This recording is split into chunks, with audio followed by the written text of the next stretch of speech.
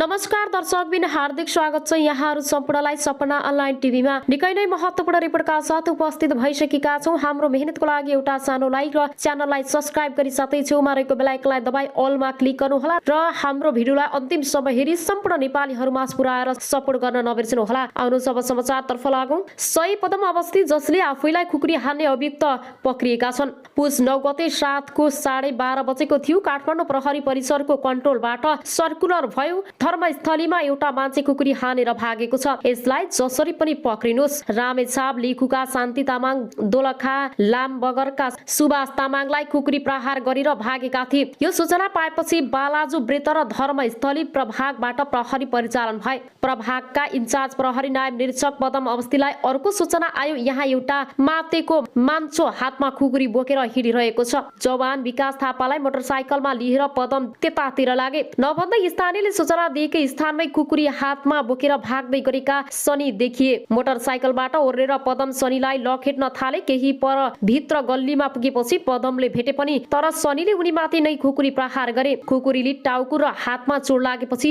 पदम लडे। मोटरसाइकल रोकेर जवान भने आफै पुगेका थिएनन्। पदमलाई खुकुरी हानेर सनी भागे। पदम हतार उठेर लाइट लिएर खेद्न थाले। करिब 60 मिटर अगाडि पुगेपछि पदमले पक्राउ गरे। विकास पनि आइपुगे। त्यसपछि उनीले गाडी र थप टोली बोलाए। घाइते सुभाषलाई पनि प्रहरीले गाडीमा हाल्यो। प्रहरीले दुवै घाइते र खुकुरी हान्ने सनीलाई पनि जनमैत्री अस्पताल लग्यो। सनीलाई मेडिकल जाँचपछि बालाजु प्रहरी वृत्तको हिरासतमा लग्यो। सुभाषलाई ट्रमा सेन्टर पठाइयो। सही पदमा भने नेपाल प्रहरी अस्पतालमा भर्ना भए। उनको टाउकोमा 6 वटा टाका लगाउनु पर्ने, हातमा पनि चोट लागेको थियो। सुभाषलाई ट्रमाबाट ग्रीन सिटी अस्पताल लग्यो। उनको टाउकोमा एक ठाउँमा 38 वटा टाका र अर्को ठाउँमा 8 टाका लगाएको छ। पदम प्रहरी अस्पतालमा उपचार गराएर वृत्तमा फर्किए। अहिले सुभाष पनि डिस्चार्ज भइसकेका छन्। उनीहरूलाई खुकुरी हान्ने सनीलाई भने जिल्ला अदालत काठमाडौँले पूर्व पक्षका लागि थुनामा पठाएको छ। आफैमाथि आक्रमण गर्नेलाई पक्राउ गरेका सही पदम भन्छन् हातमा खुकुरी बोकेर हिँडेको व्यक्तिले जे पनि गर्न सक्छ भन्ने मनमा थियो। त्यस्तै हामीले त अपराध गरेर भागेको व्यक्ति जसरी पनि समात्नै पर्छ। आफूलाई खुकुरी हानेर भागेपछि छाड्ने त कुरै भएन। बैतडीका पदम प्रहरी सेवामा लागेको 18 वर्ष पुरा भयो। धेरै जसो स्पेशल टास्क फोर्समा काम गरेका उनले खासै अप्ठ्यारो भोग्न परेन। उनी नेतादेखि प्रधान न्यायाधीशसम्मको सुरक्षामा खटिएका छन्। संविधान सभाको दोस्रो निर्वाचनपछि संविधान सभामा मर्यादा पालक भएर काम गरे। 2060 सालमा जवानमा भर्ना भएको उनले 2063 सालमा प्रहरी सहायक निरीक्षक असैमा नाम निकाले। दिपायल तालिम केन्द्रबाट तालिम पुरा गरेपछि सुरुमै उनको पोस्टिङ स्पेशल स्टाफ फोर्समा भयो। भारतको हैदराबादमा स्पेशल टास्क फोर्सको 3 महिने तालिम सकिएर आएपछि उनले असैमा नाम निकाले। असै भएपछि केही महिनामा प्रहरी परीक्षण प्रतिष्ठानमा भयो तर पछि उनको पोस्टिङ टास्क फोर्स सम्मै भयो। 2066 सालपछि भने उनलाई भिआइपी को सुरक्षामा खटायो। तत्कालीन प्रधान न्यायाधीशदेखि न्यायाधीशहरूको सुरक्षामा खटिए। 2070 सालको निर्वाचनपछि उनी संविधान सभाको मर्यादा पालक भए। 4 वर्ष त्यहाँ काम गरेपछि उनी पुनः भिआइपी को सुरक्षामै फर्किए। मर्यादा पालक हुँदै 2071 सालमा उनी सहीमा बढुवा भएका हुन्। 2064 सालको निर्वाचनमा कांग्रेस नेता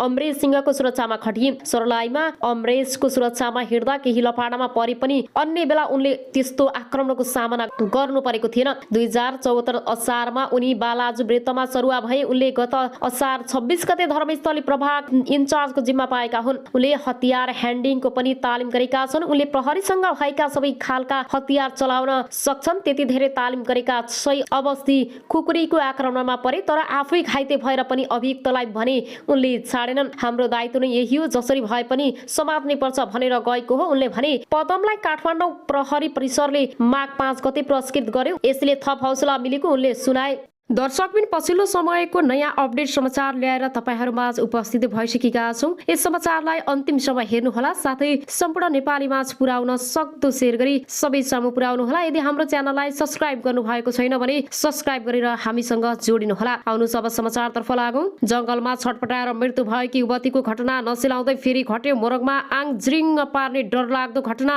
मोरङ जिल्लाको लेटाङ भोगटिने एकदमै डरलाग्दो अनि रहस्यमय घटना घटेको छ। आफ्नै भिनाजुले सालालाई बञ्चरो प्रहार गरी एकदमै निर्मम तरिकाले हत्या गरेका छन्। रातको अन्दाजी 7-8 बजेको समयमा पाहुना आएका 60 वर्षका सालालाई 70 वर्षका भिनाजुले ढुङ्गा हानेर दाँत नै झारिदिएको र टाउको छिनिदिएको अवस्थामा स्थानीयले भेटेका थिए। खाना खाएपछि साला र भिनाजुबीच सामान्य झगडा भएपछि भिनाजुले बञ्चरोले हानेर एकदमै निर्मम तरिकाले हत्या गरेको स्थानीयको भनाइ रहेको छ। घरभरि रगतै रगत र बाटोसम्म रगत भएको स्थानीयले बताएका छन्। भिनाजुले सालोलाई मारेर खिसार्दै बाटोसम्म ल्याइ पुर्याएपछि स्थानीयले फेटेको कुरा बाहिरिएको छ। घटनास्थल रगतै रगतले भरिएको र मृतकको दाँत जताततै सरेको कुरा स्थानीयले बताएका छन्। ढोकाभरि रगतै रगत भएको र हत्या गरेर खिसारेर बाहिर लैजाँदै गर्दा छिमेकीले भयानक पाएपछि प्रहरलाई खबर गरिदिएको र प्रहरले तत्काल हत्यारा भिनाजुलाई पक्राउ गरेको स्थानीयले बताएका छन्। मृतक प्रेम बहादुर विगत केही दिनदेखि डम्बर बहादुरकै घरमा बस्दै आएको कुरा पनि खुलेको छ। बुढाथोकी र भिनाजुले हत्या भएको रात बेलुका सँगै बसेर मदिरा सेवन गरेको पनि खुलेको छ। दुवैजना मदिरा सेवन गरेपछि घर फर्किने क्रममा यो घटना घटेको हुन सक्ने स्थानीयले अनुमान लगाएका छन्। मदिरा सेवन गरे पश्चाताप उनीहरूबीच झगडा भएको हुन सक्ने र झगडा क्रममा यो घटना घटेको हुन सक्ने जिल्ला प्रहरी कार्यालय मोरङले जनाएको छ। प्रेम बहादुर नाताले डम्बर बहादुरको साला पर्दा रहेछन्। मृतकको अवस्था एकदमै नाजुक रहेको कुरा प्रत्यक्षदर्शीले खुलाएका छन्। घटनास्थलमा अझै मृतकका झरेका दाँतहरू त यथावत नै छन्। मृतकको आँखा पुरै निस्किसकेको कुरा पनि प्रत्यक्षदर्शीले बताए। हत्या आरोपित बाजे त्यहाँ एक्लै बस्दै आएको कुरा पनि बाहिरिएको छ।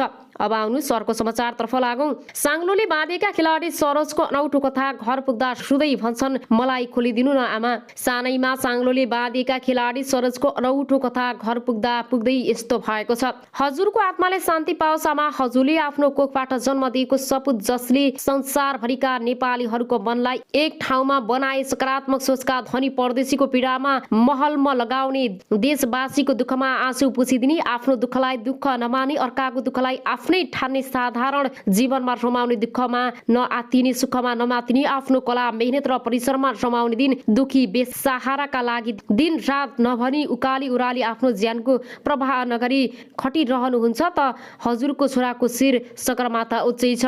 अब आउनु सरको समाचारतर्फ लागौं। सिके राउतलाई ज्यान मार्न धम्की दिने मन्त्री रेणु यादवलाई बर्खास्त गर्न माग गरिएको छ।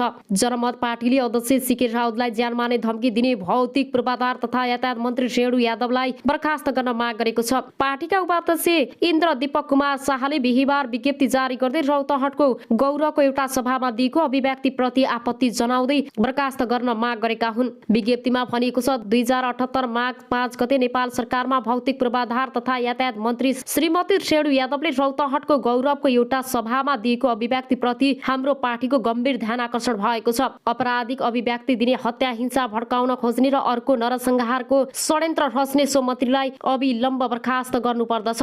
देशकै संघीय मन्त्री जस्तो जिम्मेदार पदमा रहेको व्यक्तिबाट आएको सो अभिव्यक्ति चरम आपराधिक अभिव्यक्ति रहेको र किसान आन्दोलन तथा आम जनताको विरुद्धमा रहेको पार्टी निष्कर्ष छ। साथै पार्टीले गौरव नरसंहार फरार अभियुक्तलाई तत्काल पक्राउ गर्न माग समेत गरेको छ। बलिदान दिवस मनाउन गएर पुगेकी भौतिक पूर्वाधार तथा यातायात मन्त्री जनता समाजवादी पार्टीकी नेता समेत रहेकी यादवले जनमत पार्टीका अध्यक्ष सिके राउतलाई आफूसँग टक्राएको मारिने सक्ने धम्की दिएकी थिइन्। 7 चैत 2063 मा राई समिलमा तत्कालीन मधेसी जनअधिकार फोरम र माओवादीले छुट्टा छुट्टै कार्यक्रम राखेका थिए।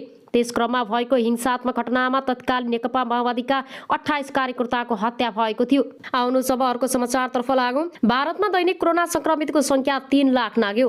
भारतमा कोभिड-19बाट संक्रमित हुनेको दैनिक संख्या फेरि 3 लाख नागेको छ। त्यहाँ 8 महिनापछि कोरोना भाइरसबाट संक्रमित हुनेको संख्या 3 लाख नागेको हो। पछिल्लो 24 घण्टामा भारतभर 3,17,532 जना नयाँ कोरोना संक्रमित थपिएको केन्द्रीय स्वास्थ्य मन्त्रालयले जनाएको छ। बिहिबार मन्त्रालयले दिएको जानकारी अनुसार भारतमा हाल कुल 3,82,18,763 जनामा कोरोना संक्रमण भाइरसको संक्रमण पुष्टि भएको छ। यसमध्ये 3,58,07,029 जना निको भएका छन्। मन्त्रालयका अनुसार पछिल्लो 24 घण्टामा 4,491 जना संक्रमितको ज्यान गएको छ। यससँगै हालसम्म कोभिड संक्रमणबाट ज्यान गुमाउनेको संख्या 4,67,693 पुगेको छ। पछिल्लो समय भारतमा सक्रिय संक्रमितको संख्या समेत निरन्तर बढिरहेको छ। भारतमा हाल सक्रिय संक्रमितको संख्या बढेर 19,24,000 51 पुगेको छ। त्यस्तै स्वास्थ्य मन्त्रालयका अनुसार दैनिक संक्रमण दर बढेर 16.61 पुगेको छ भने साप्ताहिक संक्रमण दर 16.06 रहेको छ। यसबाहेक कोभिड-19 को नयाँ ओमिक्रोन भेरिएन्टबाट संक्रमित हुनेको संख्या समेत बढ्दै गएको छ। बुधबारको तुलनामा बिहीबार ओमिक्रोनका संक्रमित 3.63% बढेका छन्। हालसम्म यो भेरिएन्टबाट संक्रमित हुनेको संख्या 9287 पुगेको छ। अब आउनु अर्को समाचारतर्फ लागौं। सबै सिमानाका खुल्लै परीक्षण ल्याबमा ताला लगाइएको छ। भारतमा कोरोना संक्रमण तीव्र रूपमा बढेपछि नेपालगञ्ज नाका हुँदै घर फर्कने कर्णालीवासीको संख्या बढ्दो छ। कर्णाली प्रदेशको मुख्य प्रदेश